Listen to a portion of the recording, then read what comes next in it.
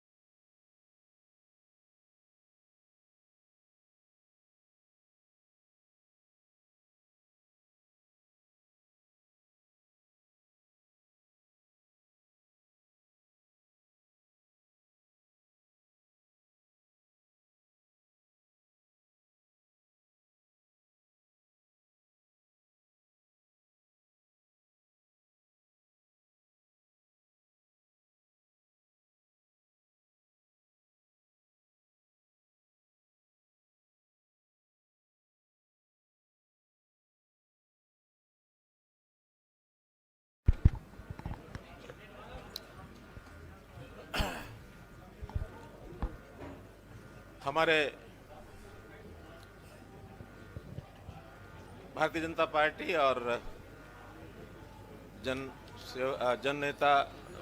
जननायक जनता party के नेतागण, उपस्थित सभी पत्रकार छायाकार बंधुओं, आज मुझे लगता है कि गोहाना में पहली बार इस प्रकार की एक पत्रकार वार्ता इतनी बड़ी संख्या में आप लोग यहाँ आए। आपका स्वागत। पत्रकार वार्ता शुरू करने से पहले सबसे पहले तो मैं उस दिवंगत नेता को, जो परसों जिनका निधन हुआ, हमारे केंद्र सरकार के खाद्य आपूर्ति मंत्री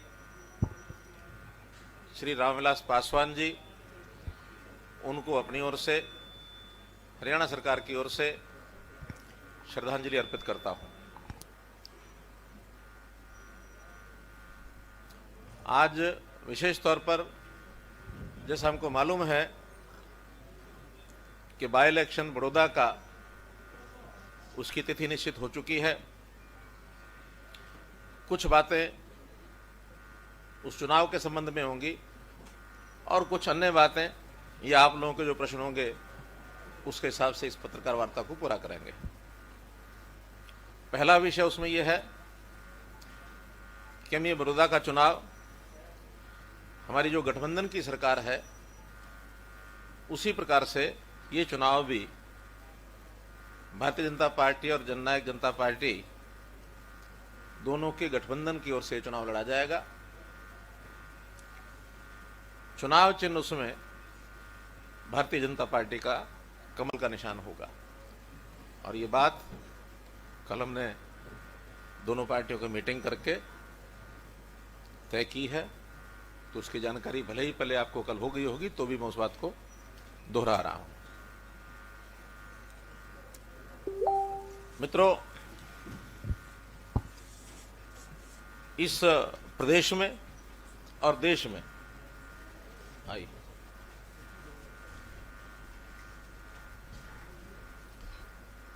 आजादी के बाद अधिकांश समय कांग्रेस की सरकारें रही हैं। प्रदेश की सरकार के नाते इस हलके में भी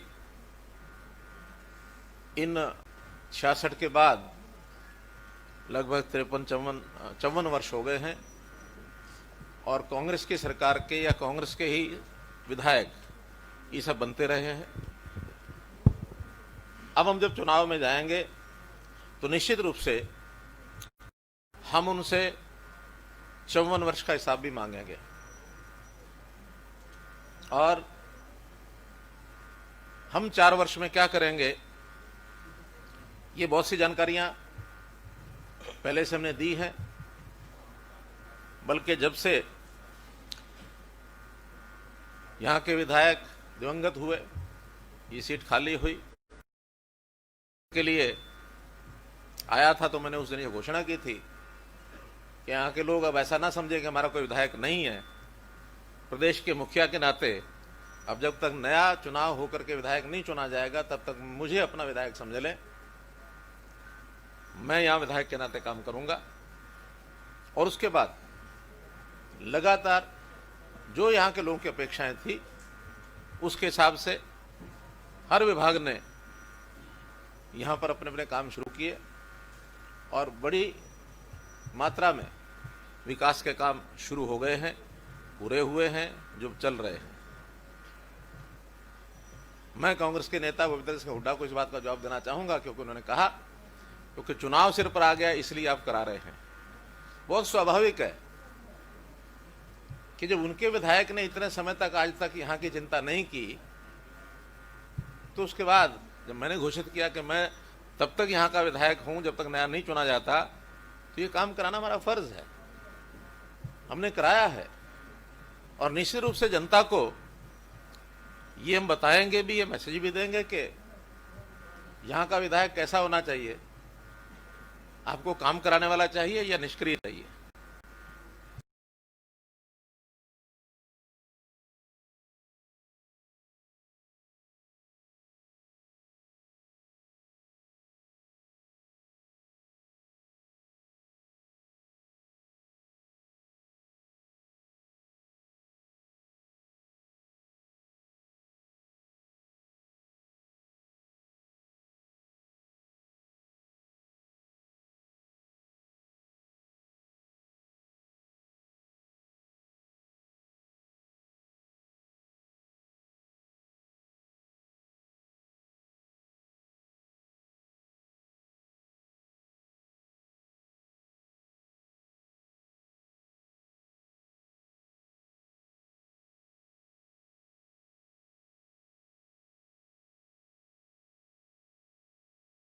चुनाव चिन्ह उसमें भारतीय जनता पार्टी का कमल का निशान होगा।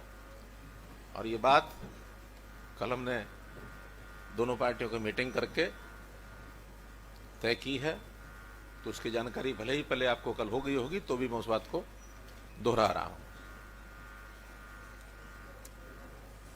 मित्रों, इस प्रदेश में और देश में आई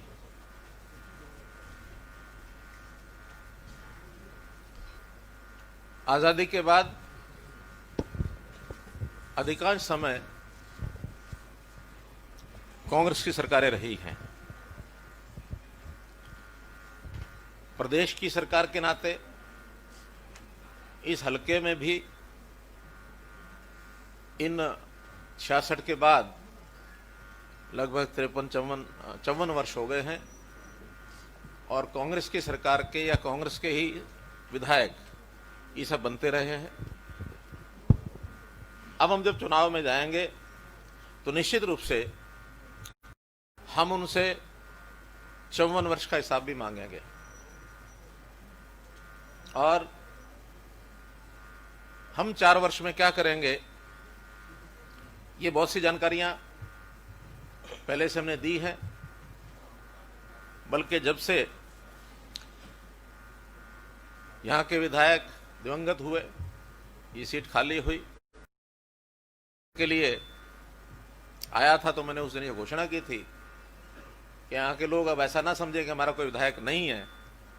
प्रदेश के मुखिया के नाते अब जब तक नया चुनाव होकर के विधायक नहीं चुना जाएगा, तब तक मुझे अपना विधायक समझ लें।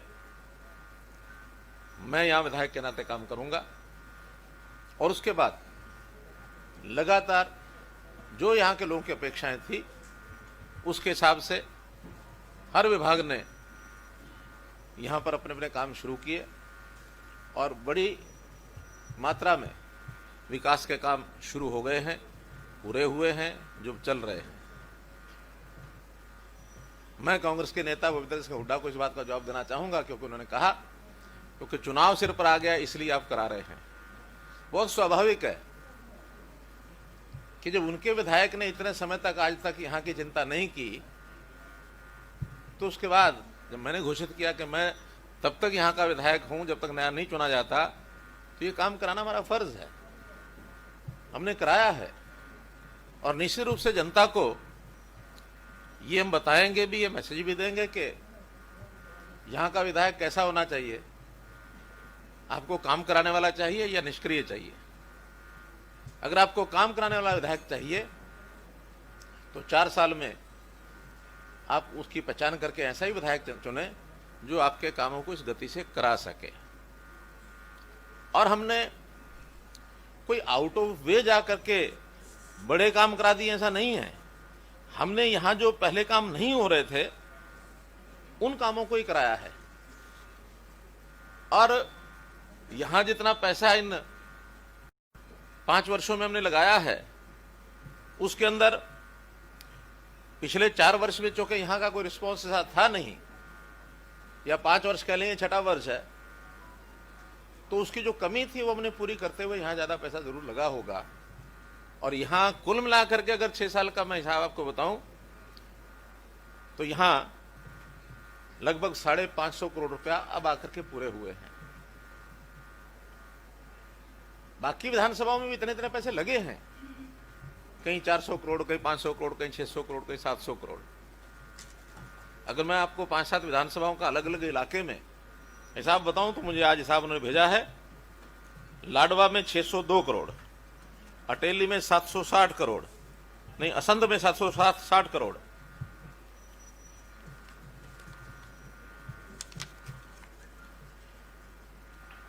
अटेली में 602, लाडवा 515, नारनौद में 700 करोड़, सफीदो में 699 करोड़। तो इस प्रकार से 400 से 600, 650 करोड़ ये ग्रामीण क्षेत्र की कंसेशन मैंने बताई है सारी, ये सब जगह हमने लगाया है। लेकिन यहां अगर कोई कमी रही उसको हमने कुछ पूरा किया, कुछ और आगे पूरा कराएंगे। विकास के काम में यहां पर अगर ये लोग करते विकास का काम तो हमको फिर अचानक ये जरूरत नहीं पड़ती।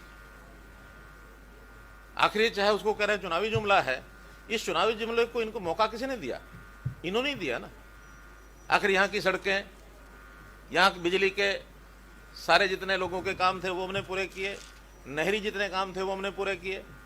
यहाँ के 2-2 कॉलेज हमने खोलने की घोषणा की है, या हमने कॉलेज की बात की है, या हमने हैफेड की राइस मिल लगाने की बात की है, या हमने IMT की बात की है क्योंकि यहाँ के नौजवानों को रोजगार मिले। अगर ये सारे काम इस समय वो करा देते, वो तो चीजों को घुमाते रहे, बिल्डिंग बना करके और छोड़ दी। भैंसवाल कला की बिल्डिंग जिसमें कॉलेज हमने घोषणा की, वो तो पहले से बनी हुई है, तो कॉलेज चलाने में क्या दिक्कत थी उनको? तो कितने ही कामों को अधूरा छोड़ा हुआ उन्होंने। इस इलाके में केवल वो एक ही बात कहते रहे कि ये मेरी अपनी कंस्टिट्यूंसी है, बड़ौदा और कलोई ये तो 2 आंखें हैं बराबर की। अरे 2 बराबर की आंखें हैं तो एक से ज्यादा देखना और दूसरे पर चस्पा लगा देना, ये किसने कहा था? कलोई जैसे काम यहां भी तो कर लेते। तो इसलिए जब ये सारा विषय आया तो हमने इन कामों की ओर ध्यान दिया है। अब यहां चाहे स्कूल हो, चाहे कॉलेज हो, सड़कें हो, IMT हो, जितने काम शुरू हो गए हैं वो तो पूरे होंगे। लेकिन अपने को पता है कि चुनाव जब तक संपन्न नहीं होता तब तक नए काम का कोई टेंडर तो संभव नहीं है, वो उसके तुरंत बाद होंगे। और हम, चूंकि हमारा 6 साल का जो रिकॉर्ड है, हमने जो कहा है वो किया है, जो नहीं कर सकते वो कभी नहीं किया, कहा ही नहीं उसको। ये मेरी रिकॉर्ड है हमारा। जो हमने यहां कहा है उसको पूरा करना ये हमारा काम है। इस प्रकार से एक नेशनल हाईवे हमारे सांसद महोदय ने ध्यान कराया है कि सोनीपत गोहाना जींद, ये ग्रीन हाईवे,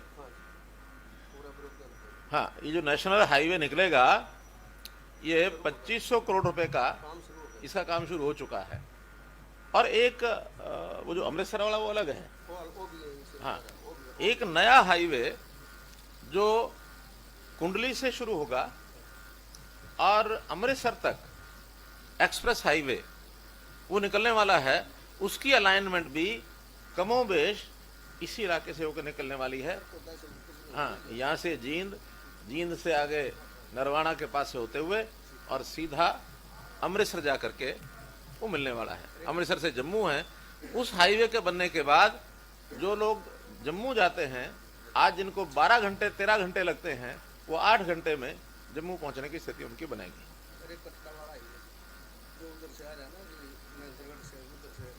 वो है नेशनल 152D है, हाँ वो है इस्माइलाबाद से और नारनौल, लेकिन वो यहाँ, हाँ यहाँ इसका बॉर्डर टच करेगा, तो ऐसे जो इंफ्रास्ट्रक्चर के विषय हैं वो सारे भी चल रहे हैं। कांग्रेस हमेशा एक हवा दिखाने वाली पार्टी रही है कि जैसे अभी किसानों को के 3 जो बिल बन गए हैं, ये आपका ये कर देंगे, वो कर देंगे, मंडियां खत्म हो जाएंगी, MSP खत्म हो जाएगा, आपके फसल को लूट लेंगे। ये लुटियन में रहने वाले लूट के अलावा बात ही नहीं करते हैं। इनको जमीनी हकीकत पता नहीं है। जिस MSP के हटाने की उन्होंने बात की, अभी लेटेस्ट प्रोक्योरमेंट ये सब उसी MSP पर हो रही है और इनकी सरकारों से अच्छी हो रही है।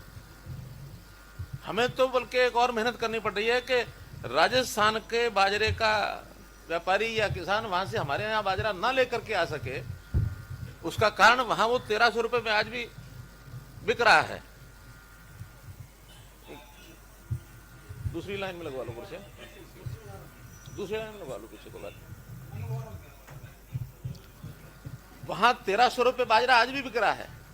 हम 2150 रुपए बाजरा हम खरीद रहे हैं और अपने हरियाणा के किसान को कहा है एक एक दाना बाजरे का हम खरीदेंगे। क्या पंजाब में और राजस्थान में ये खरीद नहीं सकते क्या? जब हम किसान का जो ये घाटा है वो देने के लिए तैयार हैं, तो वो अपने प्रदेश के घाटे को क्यों नहीं देते हैं? और हमको ये पता है कि राजस्थान के किसानों का लगभग 50,000 मीट्रिक टन नहीं क्विंटल, मीट्रिक टन है क्विंटल है, लेकिन इतना वो स्मगल हो रहा है, आ गया है। शिकायतें मिल रही हैं कि सारा बाजरा नहीं खरीद रहे। हम केवल अपने किसान का खरीदेंगे। हमने मेरी फसल मेरा ब्यौरा ये पोर्टल बनाया है, केवल इसीलिए बनाया कि यहाँ का किसान उसमें रजिस्टर करे। कुछ जगह शिकायत मिल रही है कि वो रजिस्टर नहीं करा सके, कहीं अनजाने में नहीं कराया, गफलत में नहीं कराया, क्या जरूरत है। अब उनको भी ध्यान में आ रहा है कि अगर नहीं कराया तो ये 1300 रुपये बिकेगा, कराया तो 2150 में बिकेगा।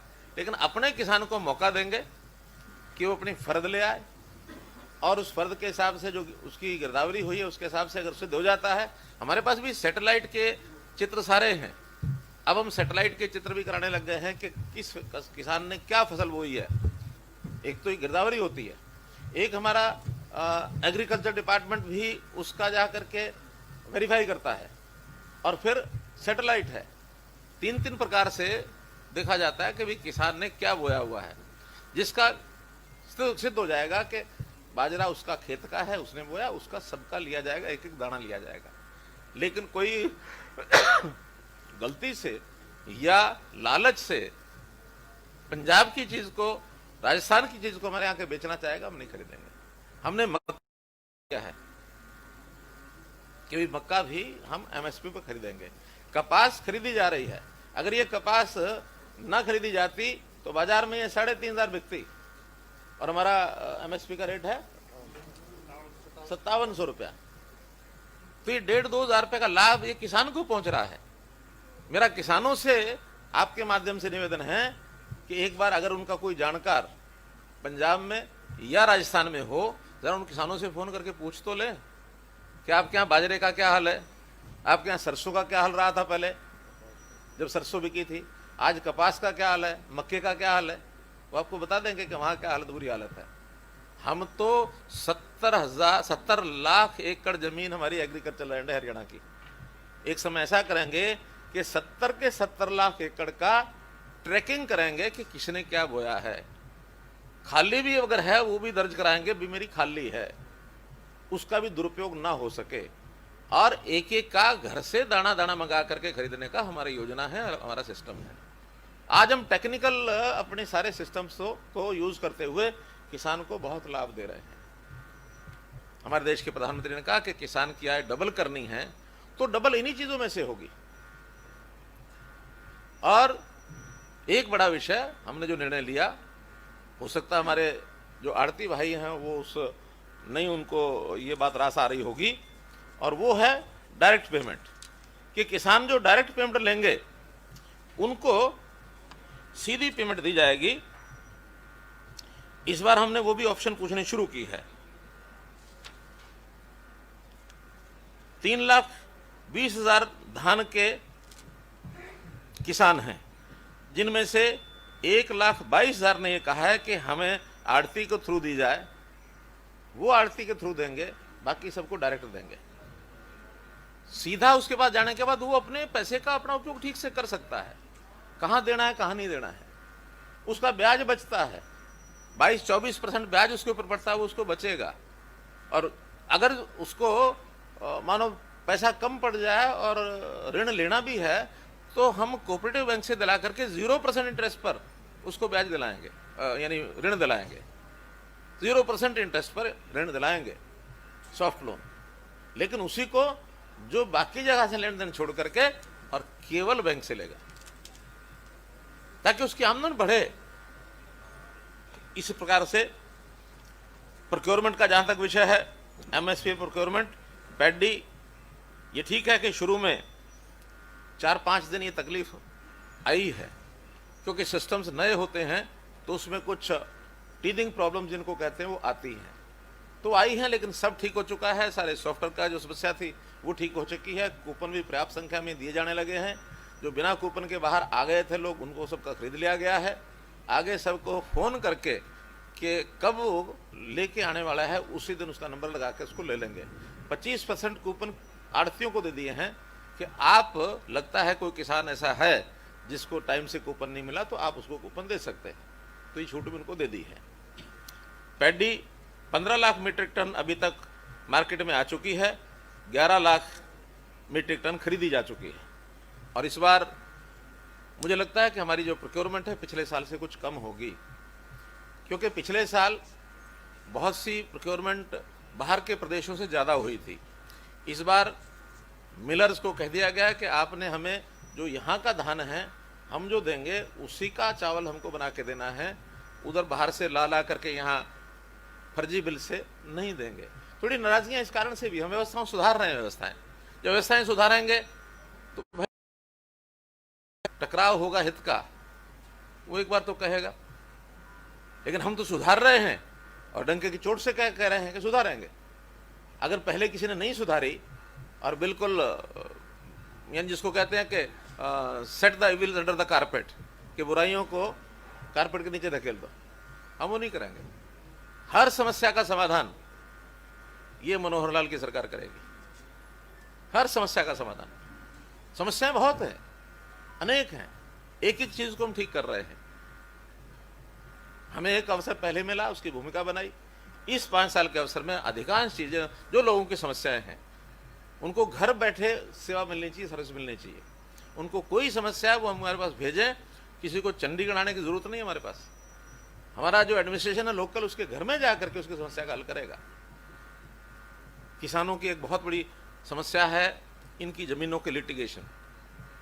किसी का तकसीम का है, किसी का इंतकाल का है, किसी का रजिस्ट्री 2 बार, एक ही जमीन की 2 बार करा ली, भाई भाई में झगड़ा है, पड़ोसियों से झगड़ा है, कई जगह कब्जे हुए हैं, कोर्टों में पड़े हैं। लगभग 2 लाख लिटिगेशन, चाहे वो कोर्ट्स में नीचे हैं, चाहे ऊपर हैं, और चाहे रेवेन्यू डिपार्टमेंट में हैं। इसको कैसे खत्म किया जाए, क्योंकि झगड़ा करते रहना, मर्डर हो जाते हैं जमीनों पर। तो ये एक बहुत बड़ी समस्या है, इसका भी हम धीरे धीरे एक एक चीज को लेकर के हल निकाल रहे हैं। बाजरे की प्रोक्योरमेंट भी 61,000 मीट्रिक टन आया है, 54,000 हमने इसमें से खरीद लिया है। मूंग, मेज, ये सब हो गया है। पेमेंट की थोड़ी डिले हुई है, जैसे मैंने बताया कि समस्या थी, लेकिन अभी शुरू हो गई है। धान की पेमेंट 393 करोड़ रुपया, ये 9 तारीख को रिलीज हो चुकी है। 12 तारीख को ये किसानों के खाते में या आड़ती खाते में पहुंच जाएगी। बाकी अन्य फसलों की 50 करोड़ की रिलीज हो गई है। 443 करोड़ रुपया ये रिलीज हो चुकी है। इसी प्रकार से लगभग 8.5 लाख फार्मर ऐसे हैं जिन्होंने अपनी सारी अलग अलग प्रकार की जो फसलें हैं वो सब मेरी फसल मेरा ब्यौरा पर ये रजिस्टर किया है। इस बार ऑल टाइम हाई रजिस्ट्रेशन हुआ है, लेकिन जैसे मैंने बताया अभी 46 लाख एकड़ का ही रजिस्ट्रेशन हुआ है। बाकी अभी शेष है, क्योंकि जैसे गन्ना है, गन्ने का रजिस्ट्रेशन भी लोग नहीं कराते हैं, हमें ज़रूरत भी नहीं अभी। ऐसे खाली ज़मीन पड़ी है उसका नहीं कराते हैं। लेकिन हमारा टारगेट है कि अगले सालों में 70 के 70 लाख का कोई उसकी किसान की ज़रूरत है नहीं है, हमारी ज़रूरत है नहीं है, लेकिन पता रहना चाहिए कहाँ क्या बोया हुआ है, ताकि कोई गफलत ना हो। बैंकों के झगड़े बहुत हो जाते हैं किसानों के, फसल कोई वही है, लिखवा कुछ और दी, और फिर जब कल को कोई नुकसान हो गया, बीमे के क्लेम होते हैं, तो फिर वो झगड़े पड़ते हैं। मोदी जी आपका तो क्लेम रुक गया, क्यों? क्योंकि आपने वहाँ कुछ और लिखा रखा है, फसल कोई और है। तो इस प्रकार की जो छोटी छोटी चीज़ें हैं सब उसको हल करेंगे। पहली बार मूंगफली की प्रोक्योरमेंट हम शुरू कर रहे हैं। 3 जिलों में ये होती है, फतेहाबाद, सिरसा और हिसार। आज तक कभी नहीं की। बाज़ार में इसका रेट 4600 से 5000 रुपये तक है, और MSP जो है इसका 5275 रुपये है। तो ये भले ही थोड़ी होती है, लेकिन हम इसको करेंगे। कपास लोग ज़्यादा बो रहे हैं इस बार, क्योंकि मेरी फसल मेरा पानी मेरी विरासत, ये जो योजना हमने शुरू की थी कि जहाँ पानी बहुत नीचे चला गया, वहाँ पर लोगों ने धान छोड़ करके इस बार कपास ज़्यादा बोई है। ध्यान में आया है कि हमारी जो जिनिंग मिल्स हैं वो आधी से ज़्यादा बंद पड़ी हैं, क्योंकि आउटडेटेड हो गई, पुरानी टेक्नोलॉजी थी। उसको अगर वो नई टेक्नोलॉजी में बदलना चाहेंगे तो सरकार उसमें सहायता करेगी, ताकि हम अपनी जिनिंग मिल्स को चलवा सकें। और जिनिंग मिल ज़्यादा चलने लग गई तो कपास भी लोग ज़्यादा बोएंगे, अच्छी कैश क्रॉप है, फसल अच्छी है। तो इस प्रकार से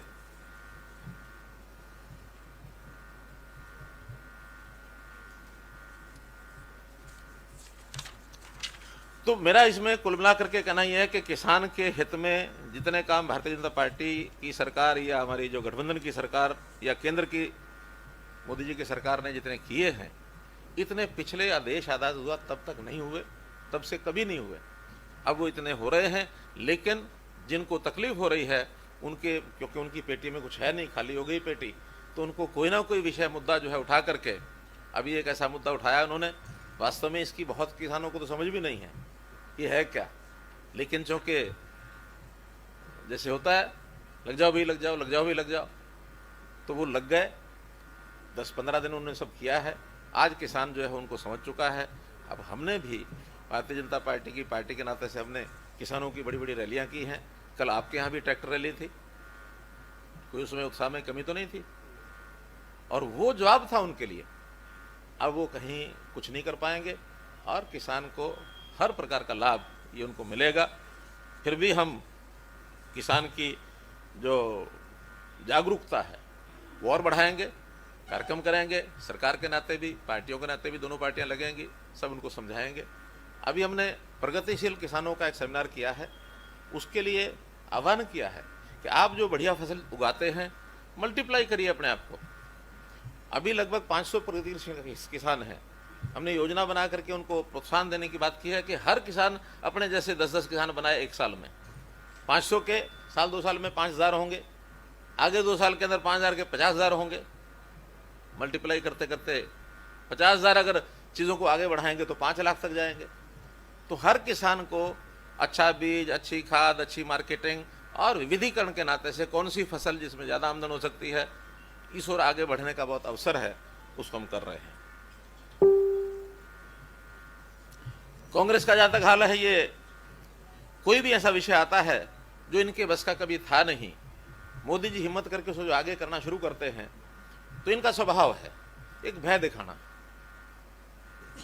जैसे भूत प्रेत का भय होता है ना, कि भूत आ जाएगा, हुआ आ जाएगा।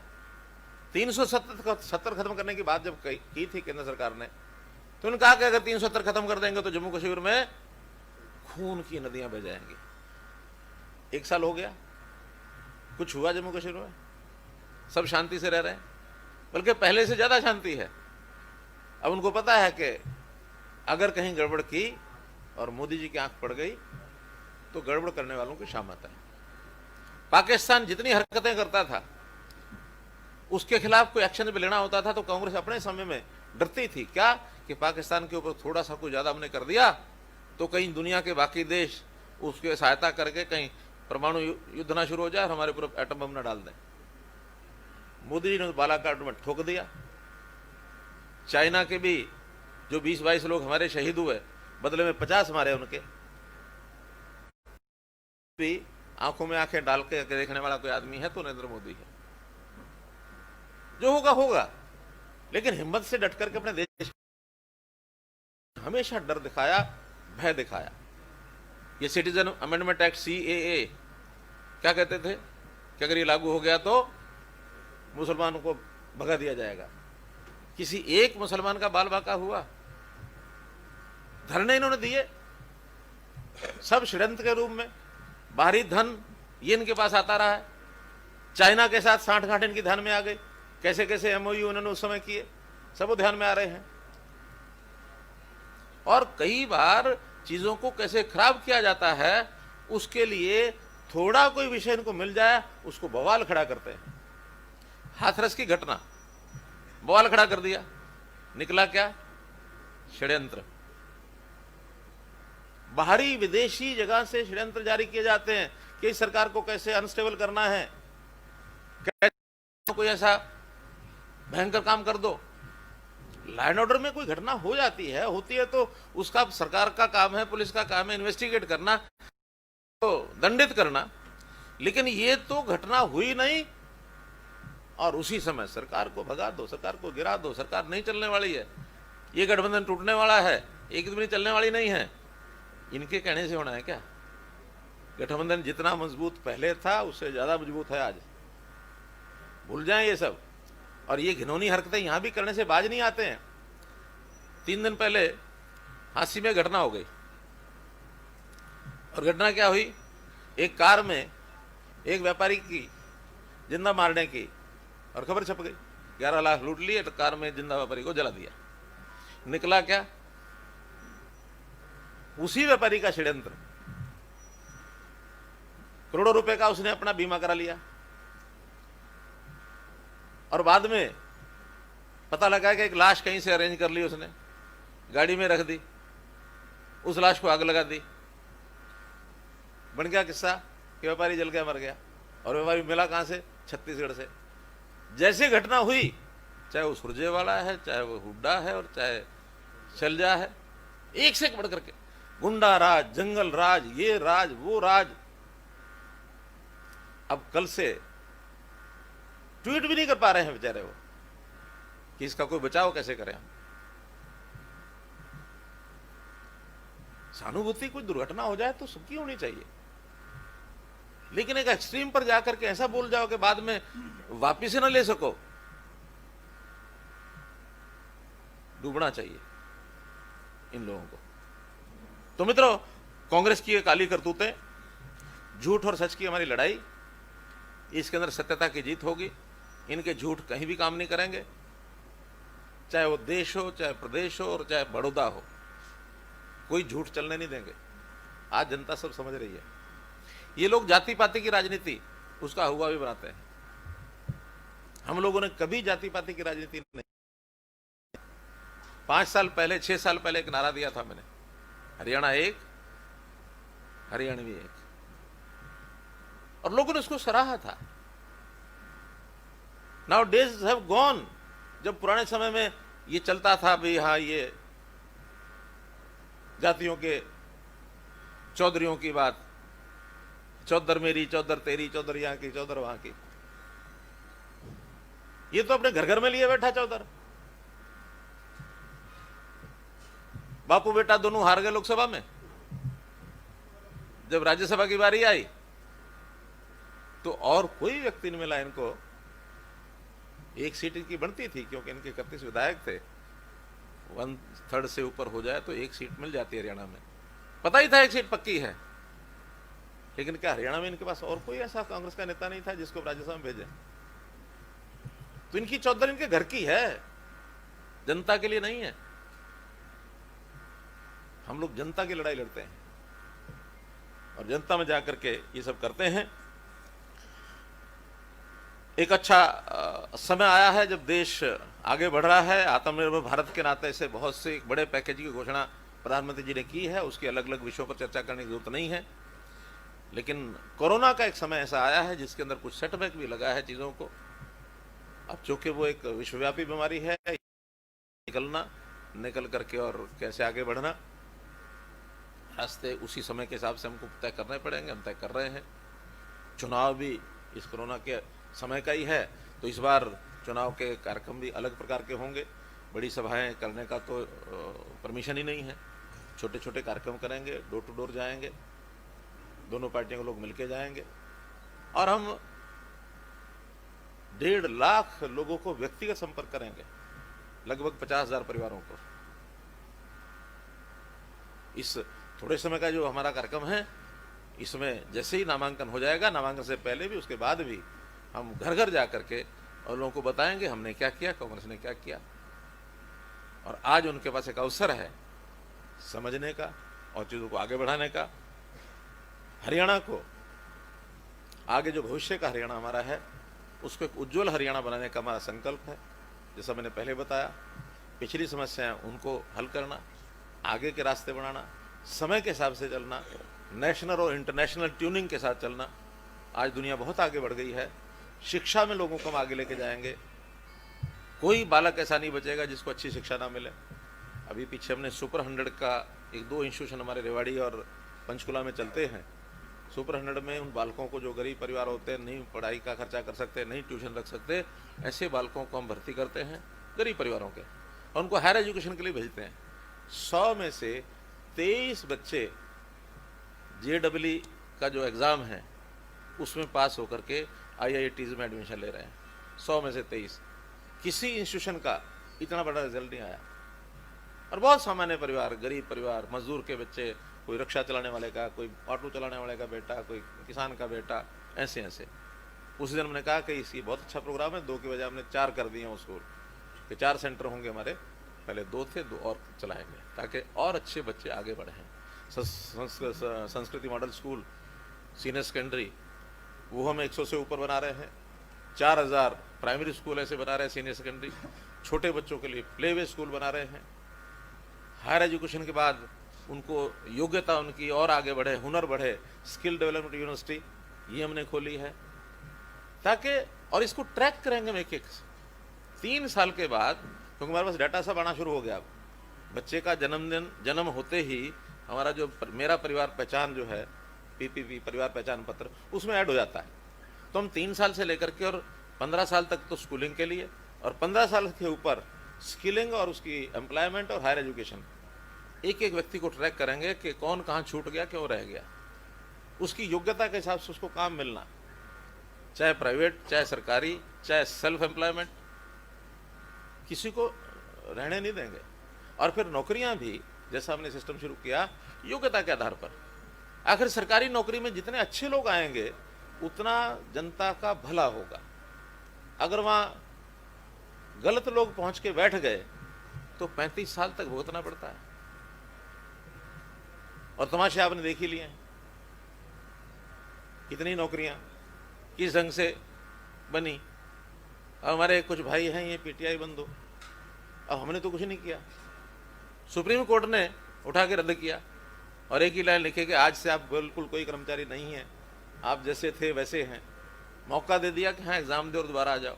कुछ आ गए हैं, लेकिन अब सबके परिवार तो हो गए, परिवारों को पालन पोषण करना, उनका रोजी रोटी चले, उनका चूल्हा जलता रहे, इसके लिए हमने उनको आश्वासन दिया कि कोई ऐसी स्कीम बनाएंगे कि जिसमें से आपकी रोजी रोटी बनी रहे। लेकिन कुछ वर्ग ऐसे होते हैं, कुछ ग्रुप्स ऐसे होते हैं, दबाव डाल करके चीजों को मनवाना चाहते हैं। दबाव से शासन कभी नहीं चलता। शासन सुशासन चलता है लोगों की आवश्यकताओं को देखकर, उसमें से रास्ता निकालकर। दबाव की राजनीति चल गई जितनी चलनी थी। दबाव इस सरकार पर कभी नहीं चलेगा, ना चला है ना चलेगा। हम तो अपने घर वालों का दबाव नहीं मानते, बाहर वाले तो कैसे दबाव डालेंगे हमारे पर। संजय जी हंस रहे हैं। ये जब सरकारी नौकरी मेरिट पर देने की बात आई, मेरी अपनी, इसलिए हंस रहा हूं, आप पे तो गड़काला दबाव होने मारे।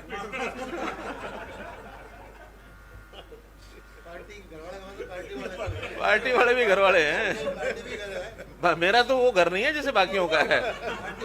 मेरा सारा सिस्टम है वही अपना है। पूरा प्रदेश मेरा घर है। लेकिन फिर भी मैं और नजदीकी अगर मानूं अपने, तो अपनी जो पार्टी के लोग हैं वो बहुत दबाव डालते थे कि भी अगर हमारे बच्चे वो अगर नौकरी में यहाँ नहीं बढ़े तो हमारे राज्य का क्या फायदा। मैंने कहा देखो भैया, लगेंगे तुम मेरिट पर, जिसको आप हमारे कहते हो थोड़ी देर के लिए भूल जाओ। मैं कहता हूं जो नौकरी लग जाएं आप उनको हमारे मान लेना अपने, वो आपके अपने हैं। इस प्रदेश का हर बालक, हर बुजुर्ग, हर व्यक्ति या नौजवान साथी वो हमारा अपना है। हम कोई भेदभाव नहीं करेंगे। इस सिस्टम को हमने, इस इलाके के भी बहुत लोग लगे होंगे। बड़ौदा विधानसभा के भी 700 से ज्यादा लोग मेरिट पर, चाहे ग्रुप डी के थे, चाहे वो क्लर्क लगे, चाहे वो इंजीनियर्स लगे, चाहे और भर्तियां हुई। 80,000 भर्तियां हमने की हैं केवल स्टाफ सिलेक्शन कमीशन में। 4,000 हमने की हैं एचपीएससी में। हमने क्या की हैं? कमीशन ने की हैं, नौकरी लेने वालों ने ली है, हमने तो कुछ दिया नहीं उनको। उनकी योग्यता थी, ले गए, और आज होड़ लगी है पढ़ाई की। उज्जवल हरियाणा, उज्जवल भविष्य, इसकी नींव रखी जा चुकी है।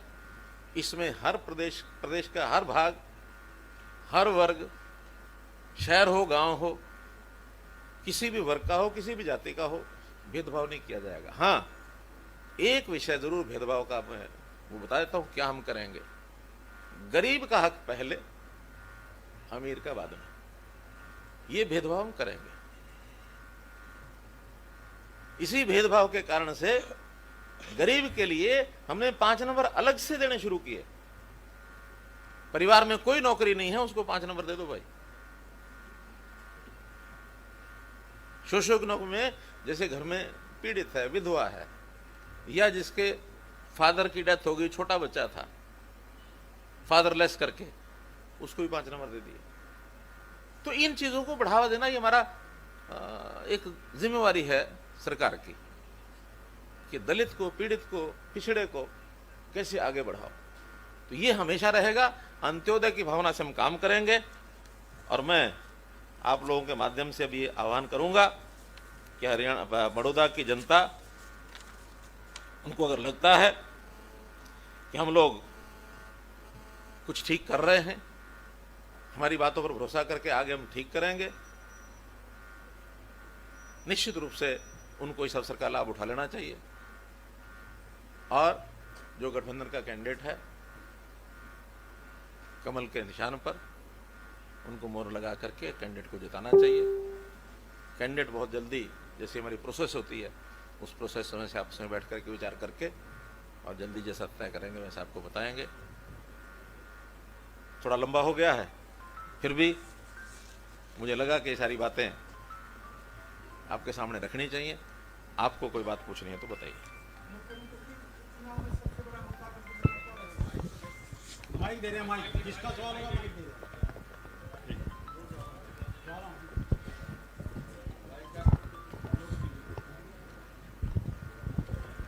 मुख्यमंत्री जी, बड़ौदा उपचुनाव में गठबंधन का सबसे बड़ा मुद्दा क्या रहेगा? देखिए, कभी भी चुनाव में कभी भी कोई एक मुद्दे पर चुनाव नहीं लड़ा जाता। मुद्दे बहुत होते हैं।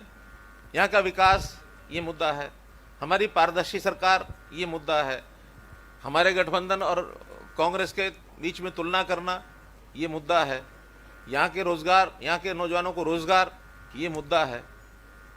तो ये तो एक मल्टीपल चीज होती है।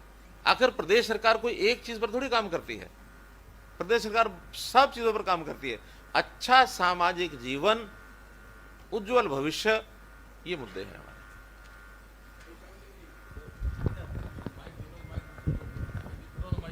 सीएम साहब, आप कह रहे हैं कि किसानों के लिए केंद्र सरकार ने अच्छा काम किया है, उनकी जो अभी बिल लेके आए हैं, लेकिन जो किसान प्रदर्शन कर रहे हैं और आपके ही सहयोगी थे अकाली दल, उन्होंने आपका साथ क्यों छोड़ा? और साथ में जो प्रदेश में कुछ लोग भी आपका विरोध कर रहे हैं कि ये जो कानून आए हैं ये किसान हित में नहीं है। देखिए, मैंने बताया कि हर कोई राजनीतिक तौर पर चीजों को विश्लेषण करने लगता है तो कहीं ना कहीं धोखा खा जाता है। हमने इन प्रदेशों में, चाहे हरियाणा है, चाहे पंजाब है, चाहे पश्चिमी उत्तर प्रदेश है, राजस्थान है, ये उत्तर भारत में किसान राजनीति से हवा खड़ा किया हुआ है। किसान राजनीति कि किसान जिधर हो जाएगा उधर सब कुछ हो जाएगा। लेकिन आज किसान इतना समझदार है कि वो किसान राजनीति के नाते से सारा कुछ उबाल नहीं आता, कभी आता था। आज शिक्षा बहुत बढ़ गई है। हर किसान के परिवार में भी कोई ना कोई एक ऐसा नौजवान पढ़ा लिखा अब उभर आया है जो इन चीज़ों को समझता है। आज हर किसान विश्लेषण करता है कि ये क्या बोल रहे हैं, वो क्या बोल रहे हैं। कभी ऐसा समय था ये नहीं होता था। आज कितने बड़े आंदोलन होने के बाद भी, हरियाणा का ही बताता हूँ, 2 बड़े कार्यक्रम हुए किसानों के, टोटल मिलाकर के, चाहे वो प्रदर्शन थे, चाहे वो बंद का विषय था, आखिर लोग तो निकलते ही आते ही हैं।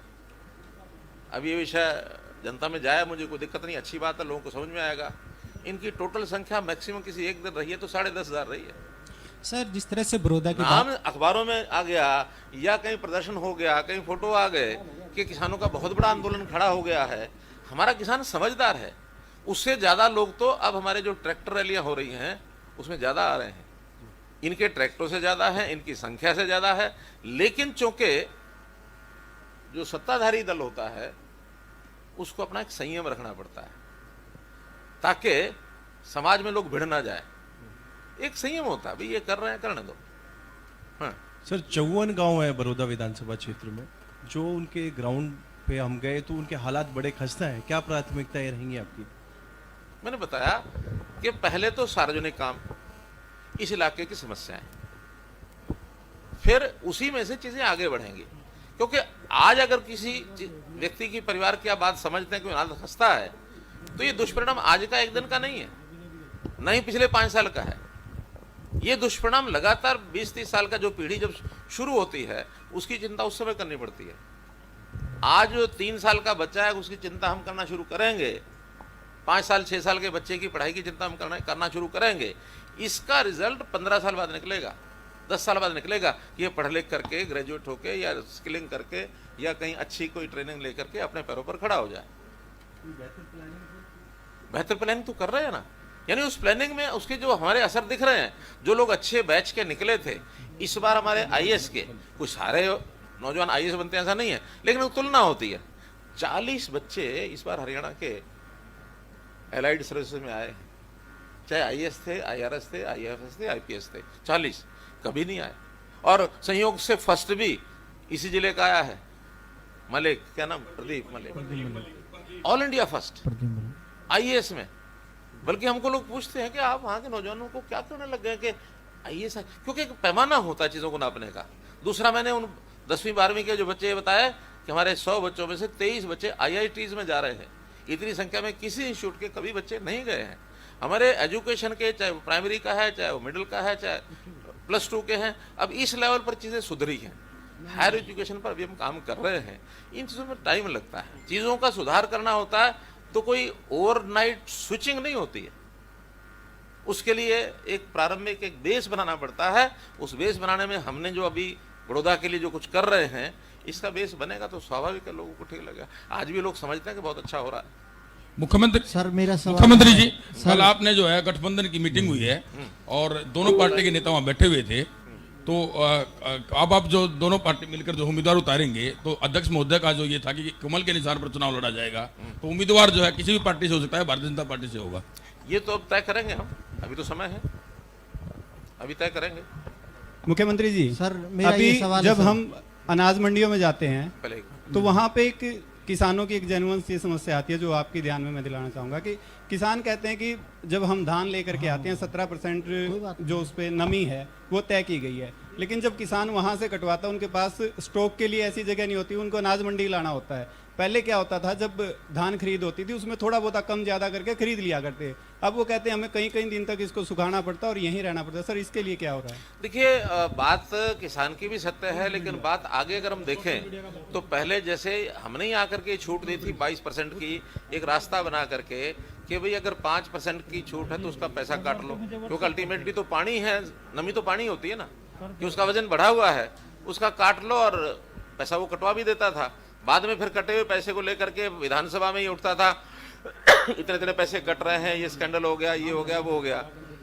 बाद में शिकायतें आई कि मिलों में भी, मिलर्स ने कहा कि इस मुआशर का हम नहीं लेंगे क्योंकि वो काला हो जाता है, सड़ जाता है। उधर एफसीआई की शिकायतें आई, तो 19% से ऊपर अगर उसको इकट्ठा रख लिया और वो ठीक से मिलर्स ने नहीं सुखाया और उसमें 1 महीना पड़ा रहा, तो वो काला हो जाएगा, धान खराब हो जाएगा, नेशनल लॉस होगा।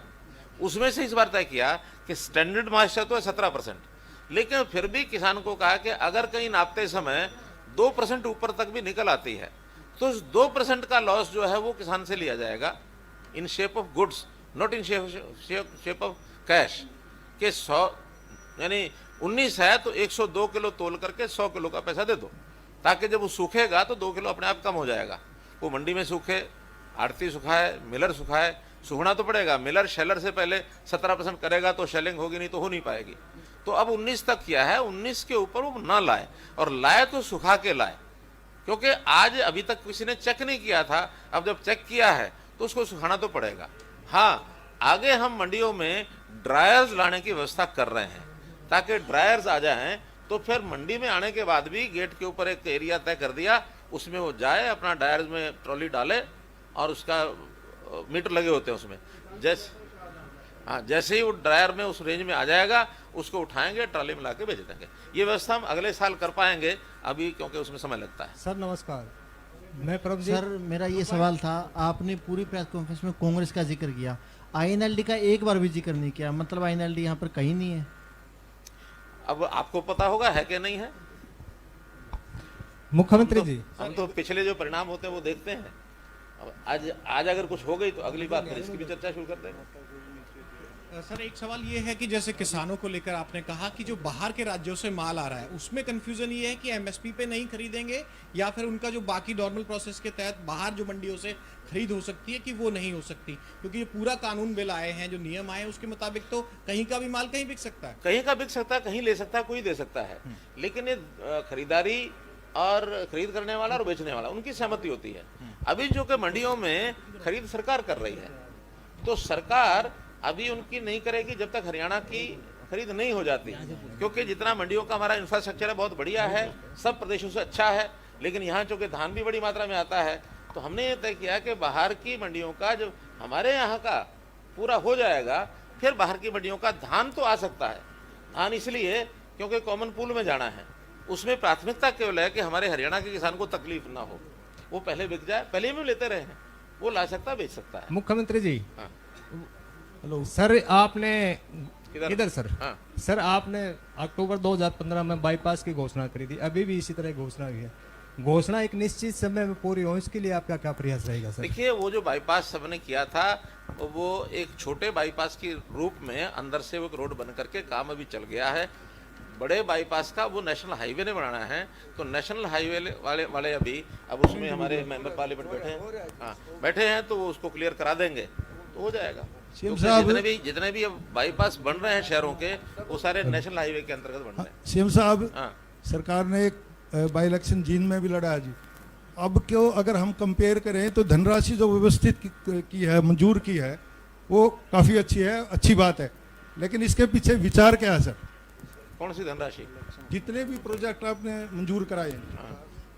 नहीं, देखिए, मैंने बताया कि कोई पिछड़ा इलाका ज़्यादा रह गया तो उस पिछड़े इलाके को आगे बढ़ाना, ये हमारी सरकार का काम होता है। हमने तो पिछली बार जब पहले सेशन में आए थे, तब भी आते ये घोषणा की थी सभी विधायकों को कि 5-5 करोड़ रुपए का काम ला दो और करवा लो, चाहे वो बीजेपी का था, चाहे इनेलो का था, चाहे वो कांग्रेस का था, कोई था। इस बार भी आते ही 90 के 90 विधायकों को हमने कहा कि 5-5 करोड़ रुपए का काम ले आओ और अपने काम करा लो। पहली बार में 450 करोड़ रुपया सभी विधायकों को बराबर देने वाली सरकार ये पहली सरकार है। हाँ, वो एक बार देते हैं शुरू में, ताकि वो चुनाव जीत के आए हैं, कुछ ना कुछ अपने करके आए होंगे कमिटमेंट, तो पार्टी लेवल से ऊपर उठ करके सरकार की ओर से 5 करोड़ रुपये सबको दे दिया जाए। काम तो कराना जनता का, कोई विधायक ने तो जेब में डालने नहीं है। तो इसलिए हम तो एक समान विकास की बात, मैंने पिछले टर्म में 90 की 90 विधानसभा में दौरा किया, चाहे वो उसमें हमारा विधायक था चाहे नहीं था, और हर जगह कहीं 100 करोड़, कहीं 150 करोड़।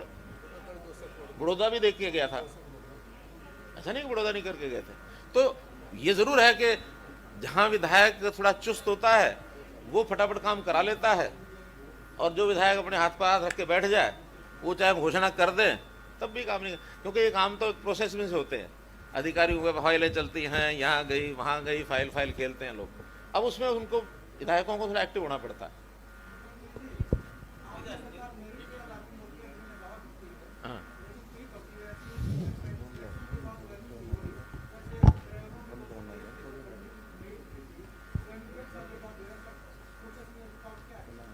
देखिए, बहुत सी चीज़ें तो कोर्ट के कारण से रुकती हैं, और बहुत सी चीज़ें क्योंकि हमारे समय से पहले एक ट्रेंड चल रहा था कि भर्ती मत करो, आउटसोर्सिंग से लगा लो, इनको भी लगा लो, उनको भी लगा लो, उनको, क्योंकि अपने अपने लोग लगाने होते थे।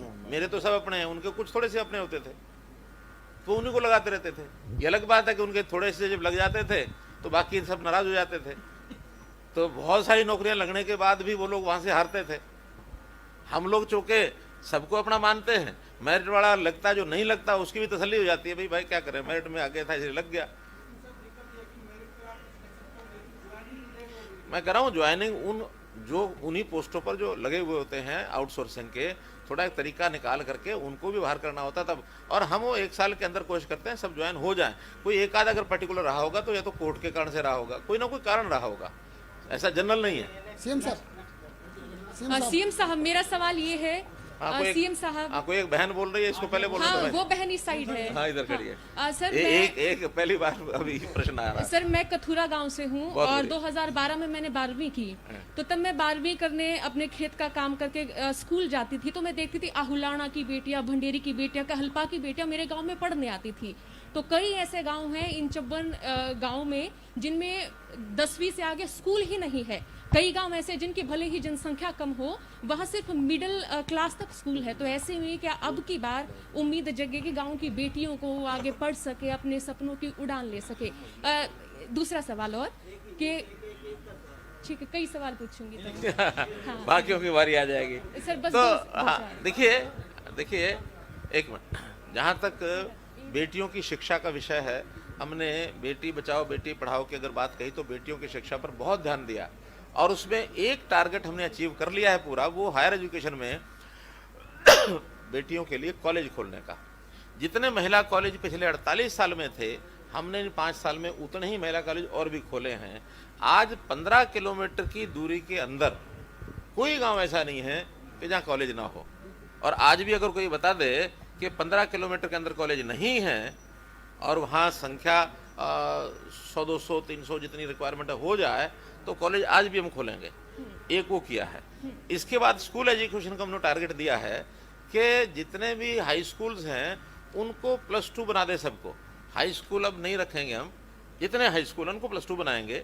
अभी टारगेट ये पूरा करेंगे हम, या तो प्राइमरी स्कूल होंगे, मिडिल होंगे या सीनियर सेकेंडरी होंगे, क्योंकि हाई स्कूल में भी 9वीं 10वीं जो टीचर हैं वही 11वीं 12वीं पढ़ा सकते हैं। इसलिए 10वीं वाले कई बार तो संख्या कम होती है, टीचर खाली रहते हैं, और 11वीं 12वीं वाले भी कई बार उनको भी काम मिलता नहीं है। तो इसलिए कॉमन बैच होने के कारण से हम 10वीं वालों को सबको +2 करेंगे। इनकी भी मैपिंग कराएंगे, जैसे कॉलेज की कराई है, इनकी मैपिंग कराएंगे, और मैपिंग में टोटल कितने किलोमीटर पर होना चाहिए कोई एक दायरा तय करेंगे, और उसमें उन सब बच्चों को थोड़ी दूरी पर चल के जाना पड़े। और बच्चियों के लिए हमने अलग से सुरक्षा व्यवस्था, परिवहन व्यवस्था भी की है, छापसू नाम से, कि छात्रा परिवहन सुरक्षा। उसमें उनको अपने घर से, यानी हर एक स्कूल के अंदर, कॉलेज के अंदर एक नोडल ट्रांसपोर्ट अधिकारी बनाया है उन टीचर्स में से ही। वो नोडल कितने बच्चे आसपास के आना चाहते हैं, उनको सबको हमने कहा कि उन बच्चों को फ्री जो है लाना ले जाना करना है, उन सब बच्चों को फ्री ट्रैवलिंग व्यवस्था देते हैं। जी आप ये एक मिनट मुख्यमंत्री जी, एक सवाल मेरा रहेगा आपसे। दलित और पिछड़े के लिए आपकी सरकार ने क्या कुछ काम किया? बहुत कुछ किया। देखिए, मैंने जैसे बताया, अंत्योदय के लिए हमने सब कुछ किया। उन छात्र छात्राओं को पेंशन हमने बढ़ाई, सारा चार्ट आप लेना चाहें तो ले सकते हैं। पेंशन हमने बढ़ाई, जितनी उनकी फैसिलिटीज़ थी वो सब बढ़ाई हैं। और अभी दलित के जो बात आप कह रहे हैं, अध्ययन करने के बाद ध्यान में आया कि वहाँ भी एक डिफरेंस है, जातियाँ वहाँ भी हैं। एक जाति विशेष के लोगों को लाभ ज़्यादा मिल रहा है, वो उठा रहे हैं लाभ तो कॉमन सबके लिए होता है, वो ज़्यादा लाभ उठा रहे हैं। हमने उनसे बात की कि भाई दूसरे भी हमारे बराबर के साथी हैं, इनके लिए भी कुछ किया जाए। तो इस पढ़ाई के अंदर जो हमने ए और बी किया, ये सबकी सहमति से किया। हमने ए वालों से भी बात की, बी वालों से भी बात की कि भाई उनको भी कहीं पढ़ाई में पीछे नहीं रहने देंगे। लेकिन जो पीछे रह गए, अगर रिजर्वेशन में उनके बच्चे भी आके एडमिशन हो जाते हैं, बाकी जनरल में भी हो रहे हैं, क्योंकि जितनी परसेंटेज है उससे ज़्यादा ही पढ़ाई में आ रहे हैं उनके बच्चे, तो इस नाते से जनरल कैटेगरी में कम्पीट करते हैं। लेकिन जो बी में पीछे रह गए थे, ये बी वर्ग है ना जिसको हमने अलग से किया, अब तो ये पीछे रह गए थे, इनको आगे बढ़ाने के लिए जब से अलग वर्ग किया तो उनके बच्चे पढ़ाई में आगे बढ़ रहे हैं। पढ़ाई में यदि आगे बढ़ गए जिसको कहना चाहिए प्लेइंग लेवल आ गया उनका, तो आगे अपने बढ़ जाएंगे। मुख्यमंत्री जी एक है ना, ये हमारे यहाँ के जो गोवाना विधायक है जगबीर मलिक, उनका कहना है कि जो सांसद निधि के काम हमने भेजे थे वो अभी तक पूरे नहीं हुए, ना कोई जगबीर मलिक का कांग्रेस सांसद निधि नहीं एमपी वो विधायक ने, देखिए जगबीर मलिक ने 5 करोड़ वाली बात कर रहे हैं ना। हाँ जी 5 करोड़ की जी। देखिए 5 करोड़ के काम सबके आ गए हैं हमारे पास, कुछ रह भी गए अभी जिनके नहीं आए, लेकिन चूंकि इस बार कोरोना के कारण से बजट की लिमिटेशन हो गई तो उनको धीरे धीरे करके पूरा कर रहे हैं। इनके भी हो जाएंगे। कोई 8-9 विधायकों का रह गया है अभी, अब उसमें कौन रहे मुझे पता नहीं है, लेकिन 8-9 विधायकों का ही बचा है। बाकी जितने आए सारे हो गए हैं और उनका सबका एस्टिमेट बना करके पैसा आपको जानकारी हो तो हमारा इस बार काफ़ी 3 महीने में लॉस बहुत हुआ है। अभी भी हम 12,000 करोड़ रुपए के लॉस में हैं। पहली प्राथमिकताएं होती हैं तनख्वाहें देना, पेंशन देना, फिर जो पहले लोन लिए हुए होते हैं उनकी रीपेमेंट, फिर उनका इंटरेस्ट, ये सारी प्राथमिकताएं होती हैं। फिर सब्सिडीज, हजार नहीं 600 करोड़ रुपया हर महीने पावर डिपार्टमेंट की सब्सिडी देनी पड़ रही है। तो ये चीज़ें ऐसी हैं जिसको कमिटेड एक्सपेंसेस कहते हैं। 2 महीने तो जितना पैसा आया उसमें से कमिटेड एक्सपेंसेस ही पूरे नहीं कर पा रहे थे हम। तनख्वाह तो किसी की रोकी नहीं हमने, पेंशन किसी की रोकी नहीं, कर्जे भी लिए हैं और विपक्ष के नेताओं से सहमति करके कर्जे लिए उस समय कि भी कोरोना आ गया, आमदन कोई नहीं, बोलो क्या करें। मुझे याद है हुड्डा साहब ने भी और उस दिन अभय चौटाला भी थे साथ में, उनका जी ठीक है अगर लेना पड़ेगा तो लेना ही पड़ेगा। अब ये अलग बात है कि पहले हम कर्जे लेते हैं, बाद में वही लोग कहते हैं कर्जे ले लिए, डुबो दिया, ये कर दिया, वो कर दिया। कम से कम जितने कर्जे उन्होंने लिए थे जिस परसेंटेज में, हमने उस परसेंटेज में नहीं लिए, हम अंडर लिमिट हैं। हरियाणा की आर्थिक स्थिति आसपास के प्रदेशों से आज भी अच्छी है, खास करके पंजाब की तुलना में। पंजाब तो हम बड़ा भाई मानते हैं, हम अपने से आगे मानते हैं, लेकिन अब आर्थिक स्थिति में लगातार पंजाब से हरियाणा ठीक है। बैंक वाले भी अगर हरियाणा को ब्याज और पंजाब को ब्याज की तुलना करते हैं, पंजाब को 1% ज़्यादा पर मिलता है, हमें 1% कम पर मिलता है। इतनी साख है हमारी। बहुत बहुत धन्यवाद। बहुत धन्यवाद, बहुत बहुत धन्यवाद, बहुत बहुत धन्यवाद। आपसे अनुरोध है कि भोजन करके जाएं सर। आइए। कबड्डी, कौन सी कबड्डी?